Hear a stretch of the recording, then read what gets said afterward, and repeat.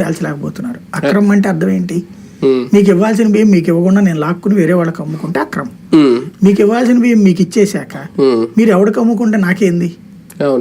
అమ్ముకుంటారా, తింటారా, పారబోస్తారా, పారేస్తారా, అది మీ ఇష్టం. మీరు పారబోసేటప్పుడు ఎందుకులే అని చెప్పి నేను కొనుక్కున్నా. నేను కొనుక్కోవడం తప్పంటే నేను ఇంకోటికి అమ్మా, నాది తప్పంటే ఎట్లా నేరం అవుతుంది? బేసిక్ గా దాంట్లో చట్టం ప్రకారం మీకు తిననీయకుండా నేను లాక్కుంటే తప్పు, కానీ ఎట్లా అవుతుంది? అందుకని ఎందుకని జైళ్ళలో పెట్టట్లేదు? దాంట్లో జైళ్ళలో పెట్టి ఏం చేయాలి? ఇప్పుడు బియ్యం వ్యాపారం చేస్తున్నాడు వాడు, 10 మంది దగ్గరికి వెళ్ళి కొనుక్కొచ్చుకున్నాడు. బియ్యం రైతు దగ్గరే కొనాలా, రైస్ మిల్లర్ దగ్గరే కొనాలా అని ఏమన్నా రూల్ పెట్టామో మనం? పెడితే కనుక అసలు బియ్యం వ్యాపారం ముగిసిపోతుంది. ఎవరి దగ్గరైనా కొనుక్కుంటారు. అంటే మీరన్నట్టు పరిష్కారం కనిపించకపోయినా అక్కడ పోరాటం కానీ తనిఖీలు కానీ ఆగట్లేదు.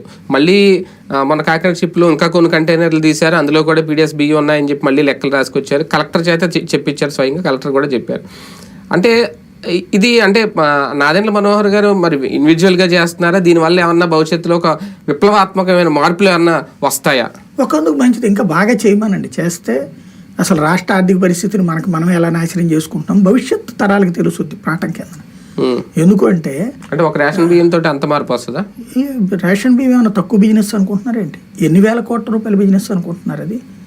ఛత్తీస్గఢ్ బియ్యం మన దగ్గరికి వస్తాయి, పాండిచ్చేరి బియ్యం మన దగ్గరికి వస్తాయి, తమిళనాడు బియ్యం మన దగ్గరికి వస్తుంది, చుట్టుపక్కల ఉన్న 5 రాష్ట్రాల బియ్యం మన దగ్గరికి వస్తుంది. తమిళనాడు ఒకటి అక్కడి నుంచి అక్కడికి పోతుంది, తెలంగాణ బియ్యం మన దగ్గరికే వస్తుంది, ఒరిస్సా బియ్యం మన దగ్గరికే వస్తుంది.